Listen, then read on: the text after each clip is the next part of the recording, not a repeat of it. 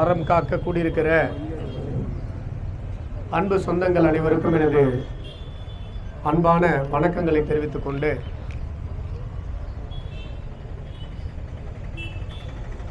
இங்கு பெருந்திரளாக கூடியிருக்கிற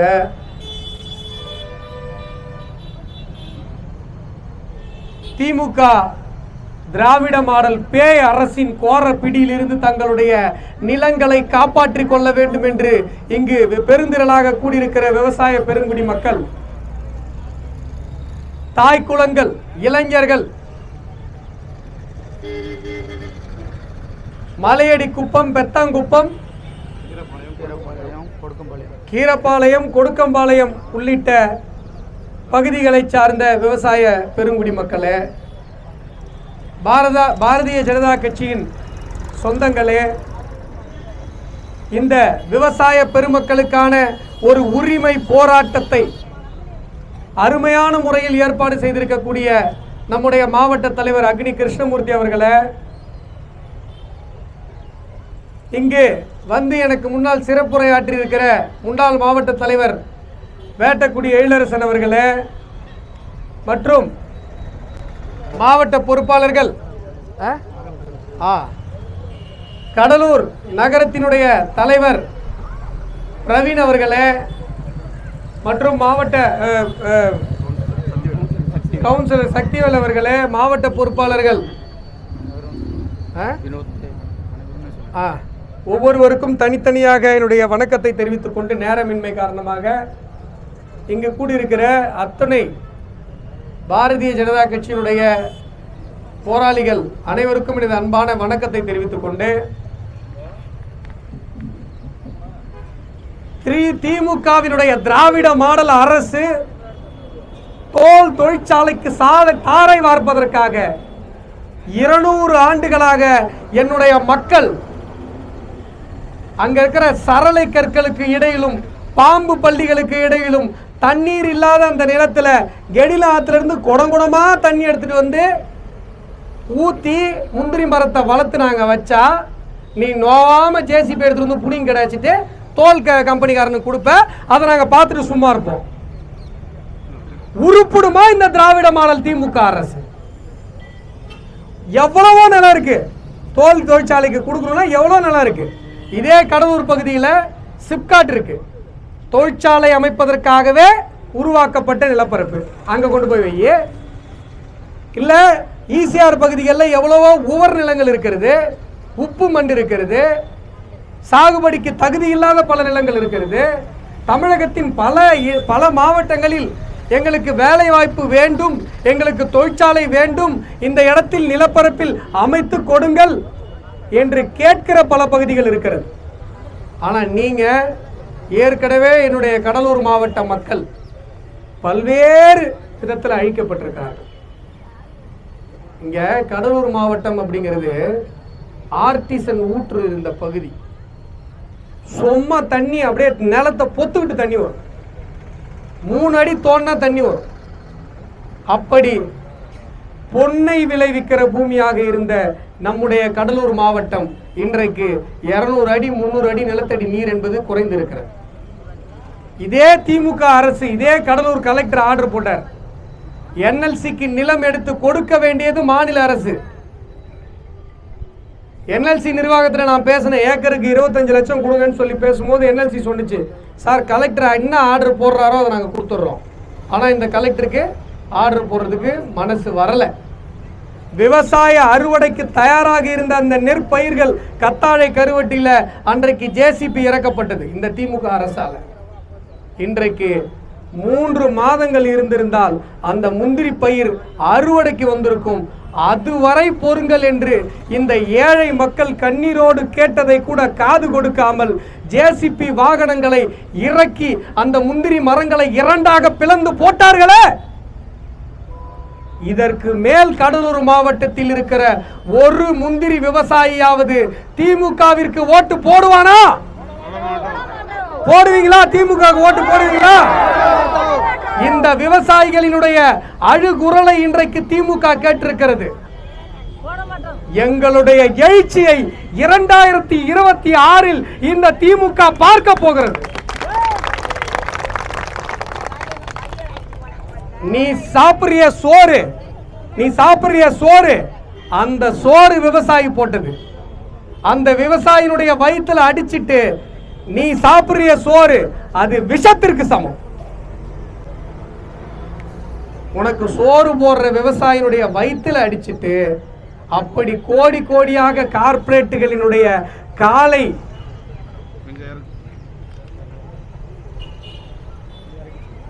கார்ப்பரேட்டுகளுக்கு தாஜா செய்து வாழ வேண்டும் என்கிற அவசியம் என்ன வந்தது? நாங்க தானே உங்களுக்கு ஓட்டு போட்டோம். ஏற்கனவே இந்த கடலூர் பகுதி பல பாதிப்புகளை அடைந்திருக்க. நிலத்தடி நீர்மட்டம் இறங்கி இருக்கிறது. என்எல்சிக்கு நிலம் கொடுத்திருக்கிறோம். இன்னும் பல சிப்காட்டுக்கு நிலம் கொடுத்திருக்கிறோம்.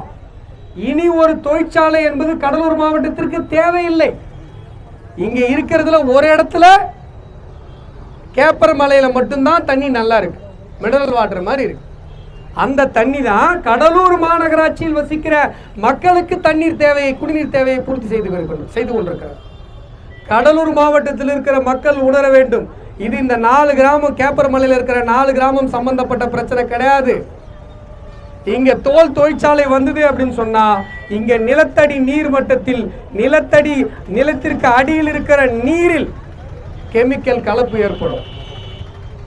வாணியம்பாடி ராணுப்பேட்டையில் இருக்கிற தோல் தொழிற்சாலைகளுடைய பிரச்சனை மாதிரி இங்க கெடிலம் ஆறு மிகப்பெரிய அளவில் பாழ்பட்டு போகும். அடுத்து சுத்தி இருக்கிற 40-50 கிராமத்துக்கு விவசாயம் பண்றதுக்கு தண்ணி கிடைக்காது. இங்க கடலூர்ல கார்ல போறீங்களா, எங்க போராட்டத்தை கேட்டுட்டு உங்களுக்கு குடி தண்ணி இருக்காது. இதையெல்லாம் மக்கள் நினைத்து பார்க்க வேண்டும். தோல் தொழிற்சாலை அமைப்பதற்கு விவசாய பூமி, அதுவும் நாங்க 150 வருஷமா கல்லும் மண்ணையும் சமம் செய்து, சரளை கற்களை சமம் செய்து, நான் என்னுடைய வேர்வையை ரத்தத்தை வேர்வையாக சிந்தி நான் உழைச்சி உருவாக்கின அந்த முந்திரி காடுகளை, அந்த வாழை மர காடுகளை, என்னுடைய வீடுகளை அழித்து விட்டு சிதைத்து விட்டு தான் அந்த தோல் தொழிற்சாலை அமைக்கப்பட வேண்டுமா? நான் கேட்டேனா? நானு எனக்கு வேலை கூட நாங்க கேட்டோமா? உன் வேலை எங்களுக்கு வேணுமா? முந்திரி விவசாயம் 1000 பேருக்கு சோறு போடுவான், அவ்வளவு வருமானம் இருக்கு முந்திரி விவசாயி கிட்ட. நாங்க கேட்டோமா? எதற்காக இந்த தொழிற்சாலை? யாருக்காக தொழிற்சாலை? நீங்க எங்கேயாவது சம்பாரிச்சு வச்சுட்டு உங்களுடைய கருப்பு பணத்தை பதுக்க வேண்டும் என்பதற்காக நாங்கள் அடிபட வேண்டுமா? திமுக பதில் சொல்லியாக வேண்டும். திமுக, இந்த திராவிட மாடல் பேய் அரசு இதற்கு பதில் சொல்லியாக வேண்டும். பாரதிய ஜனதா கட்சி தொடர்ந்து இந்த மாவட்ட மக்களினுடைய பிரச்சனைகளுக்கு தொடர்ந்து குரல் கொடுத்து கொண்டிருக்கிறது. கத்தாழ கருவட்டியில ஜேசிபி உள்ள இறங்கும் போது நான் போய் நின்னேன், முதலா போய் நின்னேன். 6 மாசத்திற்கு முன்னாடி அதே மாதிரி இறங்கும் போது நான் போய் நின்று தடுத்தேன். ஆனா அங்கும் நிலையெடுப்பு என்பது தமிழக அரசின் கண்ட்ரோல்ல வர்ற ஒரு விஷயங்கிறதுனால இவங்க நாங்க சொல்றது எதையுமே கேட்கறது. ஒரு ஏக்கருக்கு 25 லட்சம் கொடுங்க கேட்கறது, ஒருத்தருக்கு 6 லட்சம் கொடுக்கறது, ஒருத்தருக்கு 20 லட்சம் கொடுக்கறது. எந்த விவசாயம் ஒத்துப்பாங்க? யார் ஒத்துப்பாங்க? நான் ஒரே ஒரு கேள்வி கேட்கிறேன்.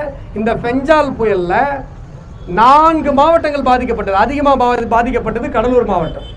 ஏன்னா நம்மகிட்ட தான் கடல்ல அந்த 6 கலந்தாகணும். 6 கடல்ல கலக்கும் போது கடல் எதிர்க்கும். இங்க இந்த கடலூர் மாநகரம் உட்பட பல இடங்கள் நீரில் மூழ்கி போனது. நான் போனேன், ஒவ்வொரு ஊரா போனேன்.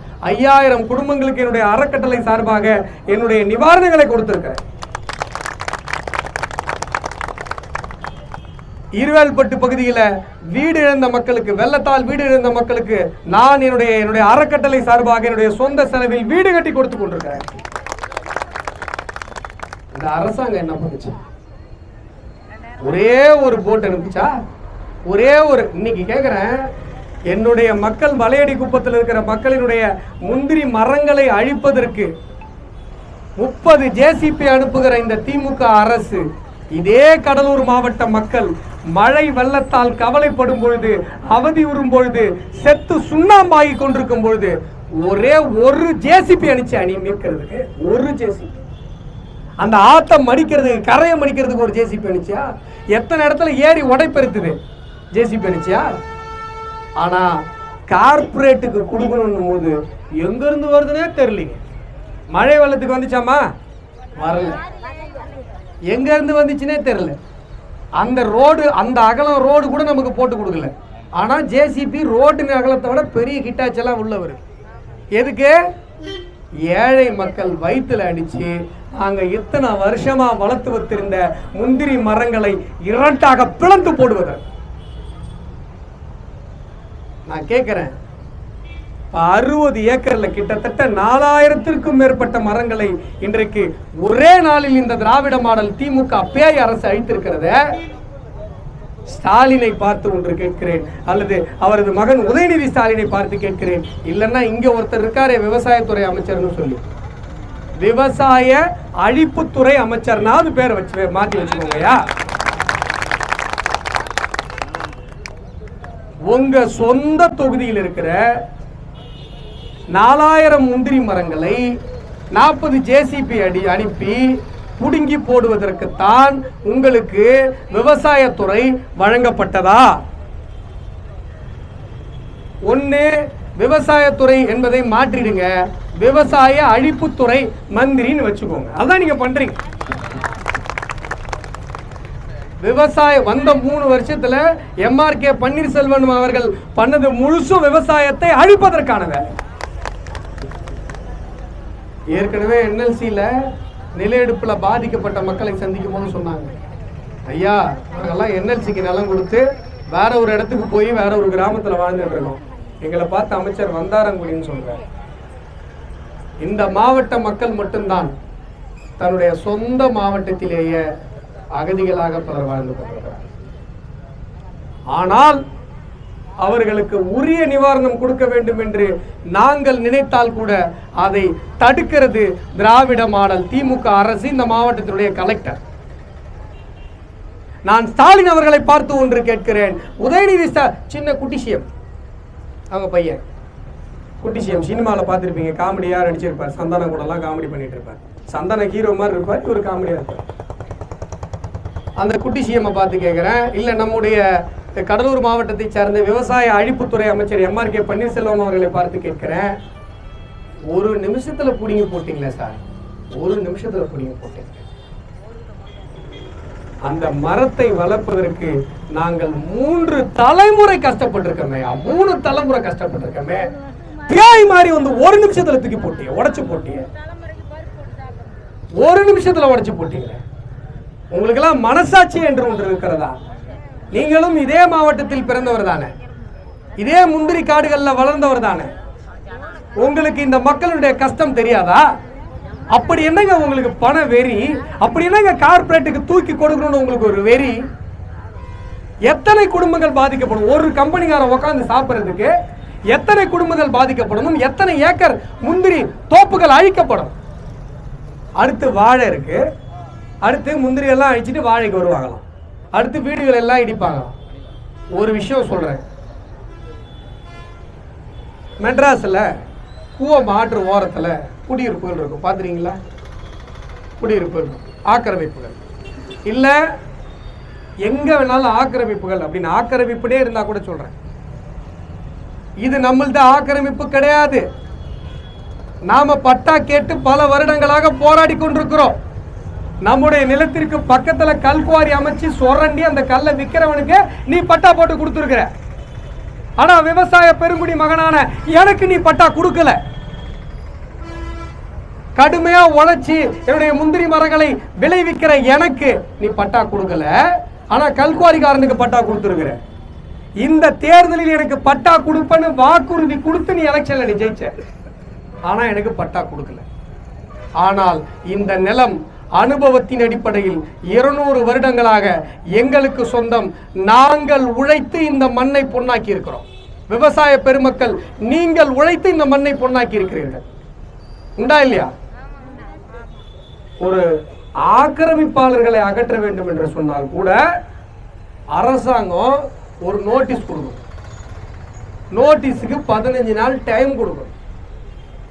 நம்ம கிட்ட விளக்கம் கேட்கணும். நாங்கள் உங்கள் நிலத்தை அரசு எடுத்துக்கொள்ள போகிறோம், இந்த இடத்துல இருந்து நீங்க காலி பண்ணணும், உங்களுக்கு ஏதேனும் எதிர்ப்பு இருந்தால் எங்களிடம் தெரிவியுங்கள் என்று சொல்லணும்.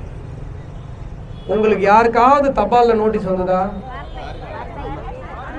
ஒருத்தருக்காவது தபால்ல நோட்டீஸ் வந்ததா? ஒருத்தராவது கையெழுத்து போட்டு வாங்கினீங்களா?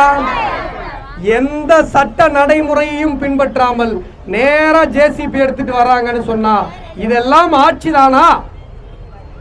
இங்க நடப்பது ஆட்சி தானா? இங்கு இருப்பவர் அமைச்சர் தானா? இவர் விவசாயத்துறையை பாதுகாப்பதற்குத்தான் அமைச்சராக இருக்கிறாரா? இந்த மக்களை பாதுகாப்பதற்குத்தான் அமைச்சராக இருக்கிறார்களா? இல்லை, எங்களுடைய விவசாயத்தை பலி கொடுப்பதற்காக அமைச்சராக இருக்கிறார்.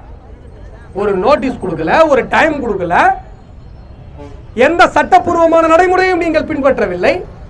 ஏதோ கொள்ளக்காரன் கூறுவான் பாரு, வீட்டுல நைட்ல பூட்டை உடைச்சிட்டு வருவான் பாரு கொள்ளக்காரன், அந்த மாதிரி ஜேசிபி தூக்கிட்டு வந்து முந்திரி மரங்களை புடுங்கி போடுறீங்க.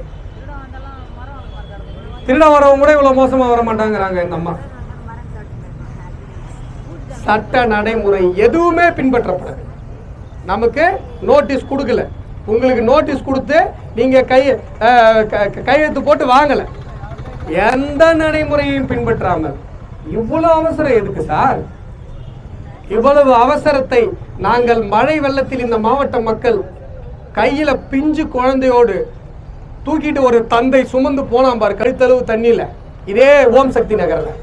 அன்னைக்கு அனுப்பியிருக்கலாமே ஒரு போட்டு, அன்னைக்கு அனுப்பியிருக்கலாமே ஒரு ஜேசிபி. வயசான தன்னுடைய அப்பா அம்மாவை இந்த மழை வெள்ளத்துல இருந்து எப்படா உயிரோட காப்பாத்திட்டு போறோம் அப்படின்னு சொல்லி அப்படியே வந்து கட்டில்ல வச்சு அப்படியே தூக்கிட்டு வந்தானே, அன்னைக்கு ஒரு அதிகாரி இந்த அவசரத்துல வந்திருக்கலாமே. எங்க ஊரை அழிக்கிறதுக்கு இன்னைக்கு இவ்வளவு அவசரமா வரீங்க. நோட்டீஸ் கொடுக்கல, எங்களுக்கு தகவல் கொடுக்கல, எங்களுக்கு வாய்ப்பு கொடுக்கல, எந்த விதமான சட்டப்பூர்வமான நடைமுறையும் நீங்கள் பின்பற்றல. ஆனா வரீங்கல்ல, கார்பரேட்டுக்காரனுக்கு ஒண்ணு, தோல் கம்பெனிக்காரனுக்கு தூக்கி கொடுக்குறா வரல. ஏன் இப்ப மழை வெள்ளத்துக்கு வரல? எந்த சட்டப்பூர்வமான நடைமுறையும் பின்பற்றாம ஜேசிபி தூக்கிட்டு வராங்க. எங்களுடைய பாரதிய ஜனதா கட்சியை சார்ந்த மாவட்ட தலைவர் உட்பட நிர்வாகிகள் அத்தனை பேரும் அன்றைக்கு உங்க கூட நின்னாங்க. ஐயா 3 மாசம் டைம் கொடுங்க, எந்த முடிவு என்ன பண்ணுங்க. 3 மாசம், ஏன்னா பூத்துருச்சு, கொட்டை பொறிக்கிறோம், அதாவது முந்திரியை அறுவடை பண்ணிக்கிறோம், அது வரைக்கும் நேரம் கொடுங்கன்னு கேட்டா அதை கூட கொடுக்காமல் 1.5 நாளில் 4000த்திற்கும் மேற்பட்ட முந்திரி மரங்களை பிடுங்கி போட்டிருக்கிறீர்கள் என்று சொன்னால் எவ்வளவு திமிர் இருக்கும் உனக்கு, எவ்வளவு திமிர் இருக்கும். ஆணவத்தின் உச்சமா இல்லையா இது? ஆணவத்தின் உச்சமா இல்லையா? இதற்கெல்லாம் இந்த கடலூர் மாவட்ட மக்கள் ஒரே ஒரு வருஷம் நீ என்ன காசு வேணா கூட, 500 ரூபா கூட, 1000 ரூபா கூட, கீச்சுவோம் மூஞ்சில கடாசுவாங்களா இல்லையா? கடலூர் மாவட்ட மக்களுக்கு மானம் தான் முதல்ல, ரோஷம் தான் முதல்ல. என்றைக்கு என்னுடைய முந்திரி மரங்களை நீ புடுங்கி போட்டாயோ, இனிமேல் எங்களுடைய ஓட்டு உங்களுக்கு இல்லை என்று இந்த மக்கள் முடிவு செய்து விட்டார்கள். செய்து விட்டீர்களா இல்லையா? இனிமேல் முந்திரி விவசாயம் செய்கிற, வாழை விவசாயம் செய்கிற, அல்லது எந்த ஒரு விவசாயம் செய்கிற, சேற்றில் இறங்கி விவசாயம் செய்கிற கடலூர் மாவட்டத்தினுடைய ஒரு விவசாயி கூட உதயசூரியன் சின்னத்தில் ஓட்டு போட மாட்டான்.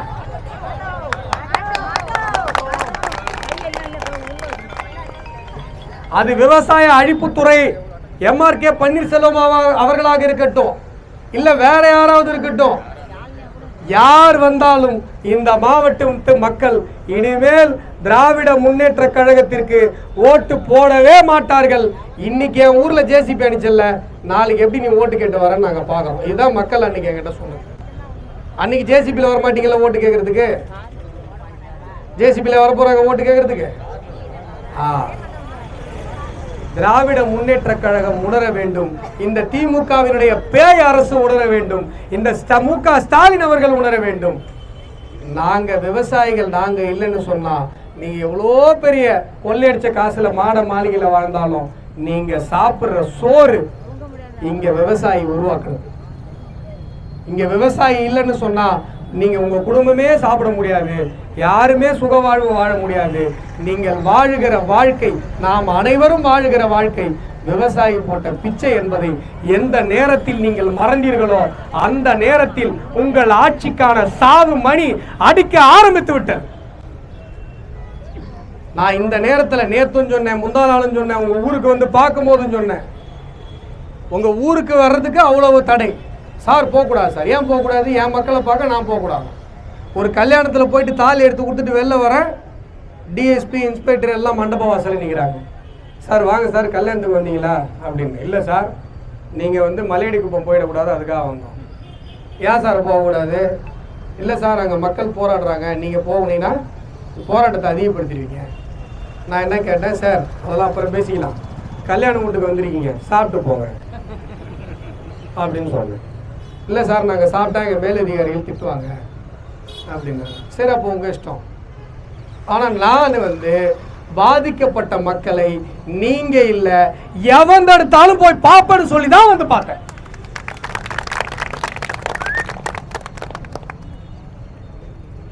இன்றைக்கு சொல்லிக் கொள்ளுகிறோம், 1 ஏக்கர்ல 160 ஏக்கர் நீங்க அன்னைக்கு எங்களுடைய விவசாயிகளிடமிருந்து அபகரிக்க வேண்டும் என்று நின்று கொண்டிருக்கிறீர்கள்.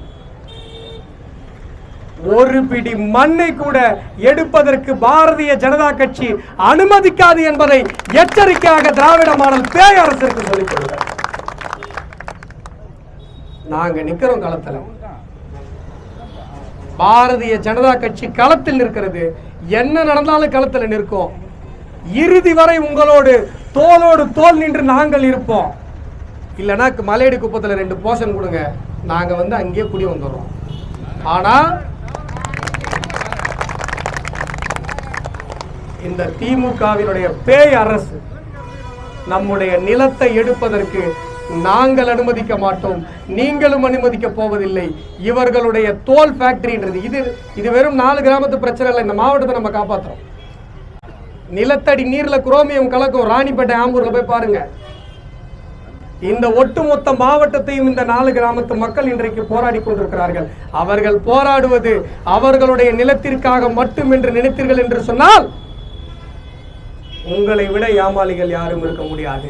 நாங்கள் இந்த தோல் தொழிற்சாலைகளுக்கு எதிராக போராடுவது இந்த ஒட்டுமொத்த மாவட்ட மக்களின், இந்த ஒட்டுமொத்த மாவட்டத்தினுடைய விவசாயிகளின், இந்த ஒட்டுமொத்த மாவட்டத்தின் குடிநீரின் நீரின் தூய்மையை பாதுகாப்பதற்காக என்பதை இந்த மாவட்டத்து மக்கள் உணர வேண்டும். அடுத்த முறை இந்த போராட்டத்திற்கு அவசியம் இருக்கக்கூடாது, திமுகவிற்கு எச்சரிக்கையாக சொல்லிக் கொள்வார்கள். ஆனால் அடுத்த முறை நாங்கள் போராடுவோம். போராட்டத்திற்கு இந்த விஷயத்திற்காக, இந்த தோல் தொழிற்சாலை அமைப்பதற்கு, நில எடுப்பிற்கு எதிராக நாங்கள் கூடினோம் என்று சொன்னால் இன்றைக்கு பாரதிய ஜனதா கட்சியும் பாதிக்கப்பட்ட 4 கிராம மக்களும் கூடியிருக்கிறார்கள். அடுத்த முறை ஒருவேளை எங்களை கூட செய்து விடாதீர்கள், திமுக அரசிற்கு எச்சரிக்கையாக சொல்லிக் கொள்கிறேன். அதற்குள்ளாக இந்த திட்டத்தை நிறுத்திவிடுங்கள். அடுத்த முறை நாங்கள் கூடினோம் என்று சொன்னால் இந்த கடலூர் மாநகரம் தாங்க முடியாத அளவிற்கு இங்கே கூட்டம் கூடும். இந்த கடலூர் மாவட்டம் முழுவதும் எந்த நகரத்திலும், எந்த சாலையிலும், எந்த பஸ் ஓட முடியாத அளவிற்கு பாஜக ரோட்ல உட்காருவா.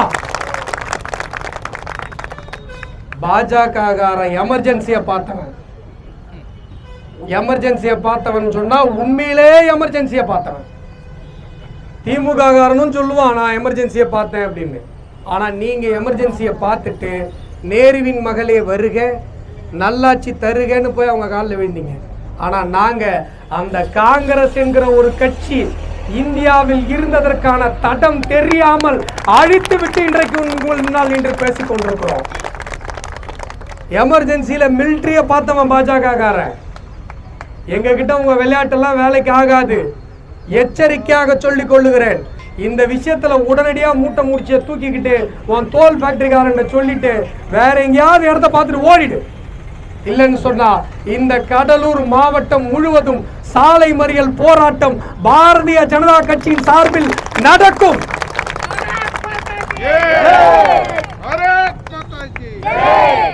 மீண்டும் என்னுடைய எச்சரிக்கையை நினைவுபடுத்துகிறேன். அடுத்த முறை நாங்கள் கூடுவதற்கு உள்ளாக உங்களுடைய இந்த தோல் தொழிற்சாலை முடிவை கைவிட்டு ஓடிவிடுங்கள். அடுத்த முறை நாங்கள் கூடுகிற போது கடலூர் மாநகரம் தாங்காத அளவிற்கு ஒரு கூட்டம் இங்கு கூடும் என்ற எச்சரிக்கையோடு என்னுடைய வார்த்தைகளை நிறைவு செய்கிறேன். நன்றி, வணக்கம்.